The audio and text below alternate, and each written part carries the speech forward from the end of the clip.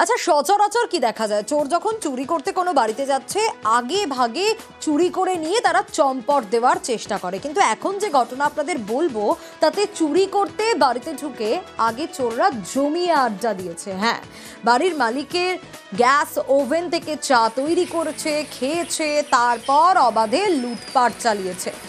অর্পণ রয়েছে আমার সঙ্গে। অর্পণ, কারা এই কাজ করলো? এই চোরেদের কি ধরা গেল? বাড়িতে যে কেউ ছিল না সেটা তো বলার অপেক্ষা রাখে না, কিন্তু খুদে সদস্যের পিগি ব্যাংক চোর সেটাকেও ছাড়লো না।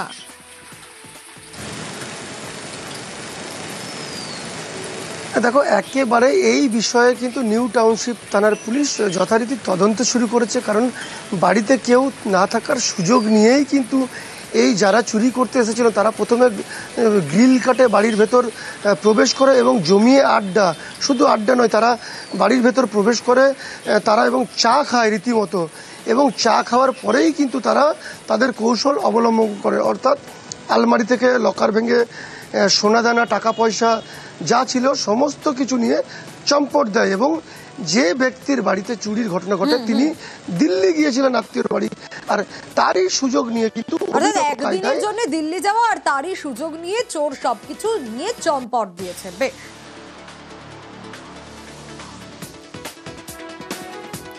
একটু আগেই আপনাদের দেখাচ্ছিলাম না যে সোশ্যাল মিডিয়ায় করোনেশন ব্রিজ ভেঙে পড়ছে, এআই মারফত এরকম একটা ভয়ঙ্কর ভিডিও ছড়িয়ে পড়েছে। সেটা যেরকম একটা খারাপ দিক, সেরকম এবার সোশ্যাল মিডিয়ার একটা ভালো দিক আপনাদের বলবো।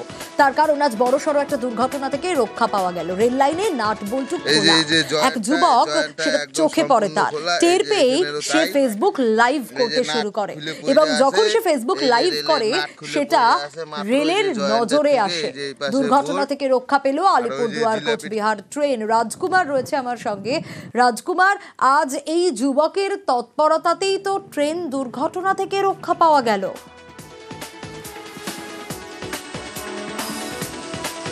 একদমই সোনিয়া, দেখো, এই যুবকের তৎপরতার কারণেই কিন্তু এই রুটে একটা বড়সড় রেল দুর্ঘটনা থেকে রক্ষা পেল আলিপুরদুয়ার।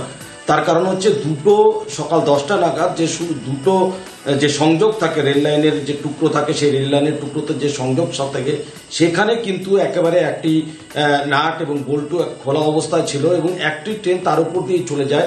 সেই যে খটাখট শব্দ হয়, সেই খটাখট শব্দেই কিন্তু এই যুবক ট্রেন চলে যাওয়ার পর সেখানে যায় এবং গিয়ে দেখে যে সেখানে নাট খোলা, এবং কোনো দিক বিদিক না পেয়ে তিনি কিন্তু সঙ্গে সঙ্গে এই ঘটনার একটা ফেসবুক লাইভ শুরু করেন। তার কারণ হচ্ছে ওই যুবক জানিয়েছে তার কাছে রেল দপ্তরের কোনো নম্বর বা রেল কর্তাদের কোনো নম্বর তার কাছে ছিল না। সেই কারণে তিনি সোশ্যাল মিডিয়ায় ফেসবুকে একটি লাইভ শুরু করেন, যে লাইভের মাধ্যমে কিন্তু উত্তর পূর্ব সীমান্ত রেলের যে আলিপুরদুয়ার ডিভিশন খবর পায় একেবারে রাজকুমার, এবং বড়সড় দুর্ঘটনা থেকে রক্ষা পাওয়া যায়। সকালবেলা 10টা, 10:15 নাগাদ এখানে আসছিলাম দোকানটাতে চা খেতে, তো তখন একটা মাল ট্রেন পাস হচ্ছিল। তো মাল ট্রেনটা যাওয়ার সময় খুব আওয়াজ হচ্ছিল, তো কিছুক্ষণ ট্রেনটা পাস হয়ে চলে যাওয়ার পরে দেখলাম যে ওখানে একটা নাট বল্টু খোলা আছে, সাইডে পড়ে আছে। ব্যাস এটুকুনি দেখে আমি একটা ফেসবুকে ভিডিও করলাম, ভিডিও করে ফেসবুকে ছাড়লাম। কিছুক্ষণ পর, ঘন্টাখানিক পর এসে রেল কর্মচারীরা এসে সব ঠিকঠাক করে দিয়ে চলে গেছে। ছবি দেখাবো আপনাদের। বাঁকুড়ার রাজ্য সড়ক আর তার পাশে কিভাবে আবর্জনার স্তূপ, রাতে ফেলা হচ্ছে আবর্জনা ভর্তি প্যাকেট, আর তার দুর্গন্ধে স্বাভাবিকভাবেই স্থানীয়রা অতিষ্ঠ। আরো বিস্তারিত এই বিষয়ে জানাতে পারবে দেবব্রত রয়েছে আমার সঙ্গে। দেবব্রত, প্রশাসন কি বলছে? ব্যবস্থা নিশ্চয়ই নেওয়া হবে, তার কারণ বাসিন্দারা তো অভিযোগ করছেন যে কোথাও গিয়ে লজ, রেস্তোরাঁ, তাদের বিরুদ্ধে অভিযোগ যে রাতের অন্ধকারে তারা এভাবে রাজ্য সড়কের ধার নোংরা করছে।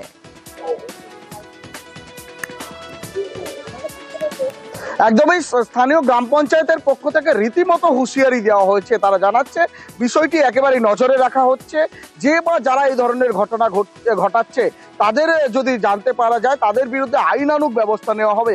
কারণ স্থানীয় বাসিন্দারা তারা পঞ্চায়েতের দ্বারস্থ হয়েছিলেন, যে কারণে গ্রাম পঞ্চায়েত নোটিশটা নিয়েছিল যাতে এই রাজ্য সড়কের পাশে আবর্জনা স্তূপ না করা হয় এবং দুর্গন্ধ যাতে না ছড়ায়। তারপরেও কিন্তু এই অসাধু ব্যক্তিরা শোনেনি, যার জেরেই কিন্তু এই সমস্যা হচ্ছে। তোমাকে জানাবো, বাঁকুড়া আরামবাগ যে রাজ্য সড়ক, 2 নম্বর রাজ্য সড়ক, অহল্যাবাই রোড, এই রাস্তা দিয়ে একসময় সারদা মা যাতায়াত করতেন। সেই রাজ্য সড়কে একেবারেই আবর্জনায় ভর্তি করে দেওয়া হচ্ছে। শুধুমাত্র রাজ্য রাজ্য সড়ক নয়, এই যে আবর্জনা যেখানে ফেলা হচ্ছে এখানে রয়েছে একটি স্থানীয় সেচ ক্যানেল, সেই ক্যানেলও কিন্তু ধীরে ধীরে বন্ধ হচ্ছে, যার জেরে কিন্তু চরম দুর্গন্ধ ছড়াচ্ছে। শুধুমাত্র স্থানীয় বাসিন্দারা অতিষ্ঠ তাই নয়, রাজ্য সড়কের পাশ দিয়ে একেবারে যাতায়াত করা অসম্ভব হয়ে পড়ছে। নাক মুখ ঢেকেই কিন্তু বেশ, রাজ্য এবং সরকার প্রশাসন ব্যবস্থা নেবে দ্রুত জানানো হয়েছে। অন্যদিকে মালদার মানিকচক, সেখানে আবারও ভাঙন আতঙ্ক, কারণ টানা বৃষ্টি আর তাতে গঙ্গার জলস্তর বাড়ছে আর তাতেই ফের ভাঙন। সাধারণ মানুষ রীতিমতো আতঙ্কিত। সেবক রয়েছে আমার সঙ্গে। সেবক, এই ভাঙন আতঙ্ক কিছুতেই পিছু ছাড়ে না এইসব এলাকার মানুষজনদের, আবারও তারা ভাঙনের আতঙ্ক করছে। প্রশাসন কি বলছে? কারণ এই আতঙ্কে তো নদী পাড়ের বাসিন্দাদের ঘুম উড়েছে।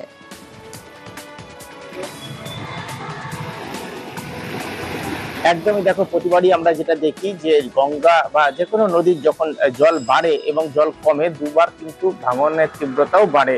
আর গত দুদিনে বৃষ্টিতে জলস্তর বেড়েছে আর এরই সঙ্গে কার্যত বুক কাঁপছে মানুষজনের নদী পাড়ের, কারণ প্রায় 800 মিটার এলাকা জুড়ে ভাঙন শুরু হয়েছে মানিকচকের জোটপাট্টা এলাকায়, এবং এখানে কোথাও তোমার লোকালয় থেকে 50 মিটার দূরে, কোথাও 100 মিটার দূরে নদীর অবস্থান, ফলে তারা স্বাভাবিকভাবে আতঙ্কে থাকবেন। আর প্রশাসনের বিরুদ্ধে সম্পর্কেও তারা বলছেন যে বারবার প্রশাসনকে তারা সমস্যা জানান, কিন্তু সমস্যা মিটছে না।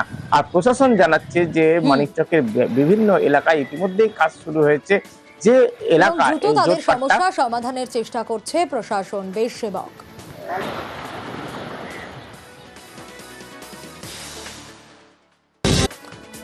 জয়নগরের হানারবাটি, সেখানে বিস্ফোরণ, বাড়িতে বোমা বাঁধতে গিয়ে বিস্ফোরণের ঘটনা, এবং এই বিস্ফোরণের ঘটনায় জখম হয়েছে এক মহিলা সহ 3 জন।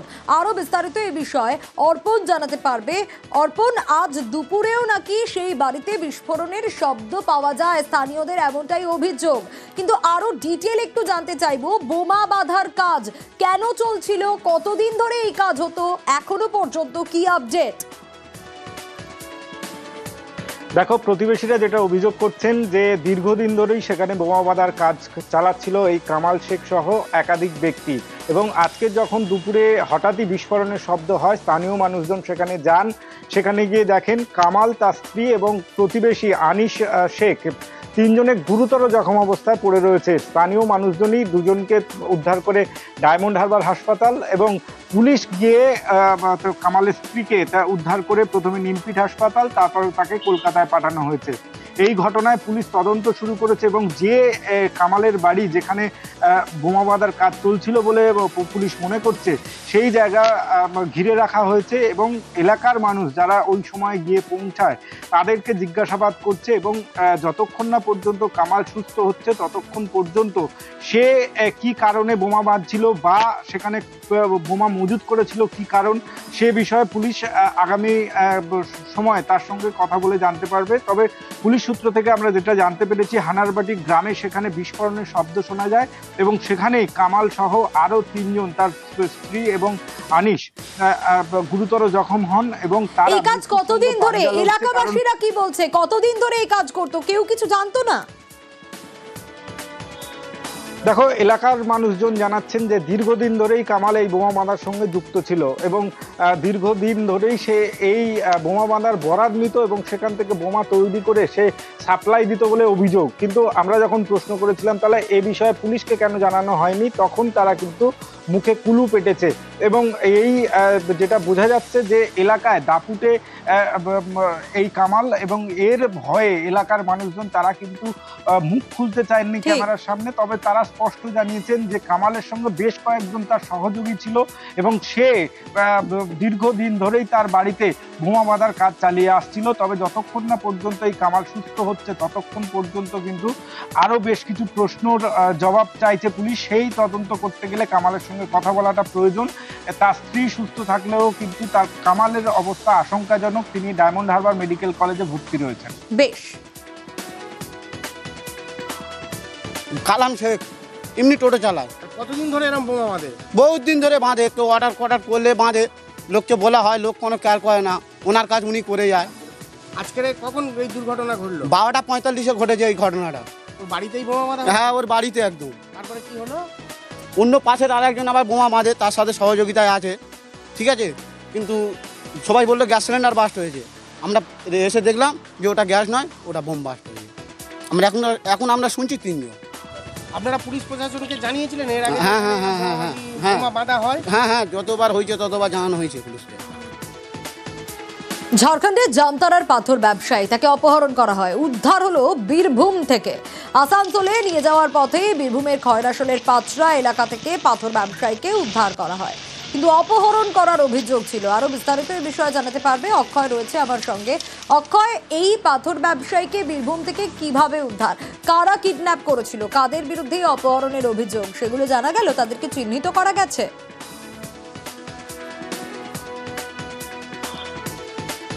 দেখো, তোমাকে জানিয়ে রাখি, গতকাল সন্ধ্যে নাগাদ ঝাড়খণ্ডের জামতারা থেকে জামাল আনসারি নামে এক পাথর ব্যবসায়ীকে বেশ কয়েকজন দুষ্কৃতী অপহরণ করে এবং জামতারা পুলিশ জানতে পারে বীরভূম হয়ে আসানসোলের দিকে নিয়ে যাওয়া হবে সেই অপহরণ যাকে করা হয়েছে ব্যবসায়ীকে, এবং সেই মতো বীরভূম জেলার সমস্ত থানায় খবর দেয় জামতারা পুলিশ। খয়রাশোল থানার পুলিশ গতকাল রাত্রেবেলা একটি 4 চাকা গাড়িকে ধাওয়া করে সেই গাড়িটিকে হাতে নাতে পাকড়াও করে। তবে যারা অপহরণ করেছিল তারা 4 জন দুষ্কৃতী ঘটনাস্থল থেকে পালিয়ে যায়। তবে সেই ব্যবসায়ীকে উদ্ধার করে গতকাল রাত্রেই জামতারা পুলিশের হাতে তুলে দেওয়া হয়েছে। তবে বীরভূম জেলা পুলিশের তরফ থেকে বীরভূম জেলার বিভিন্ন জায়গায় তল্লাশি চালানো হচ্ছে এই অপহরণকারীদের খোঁজে। বেশ।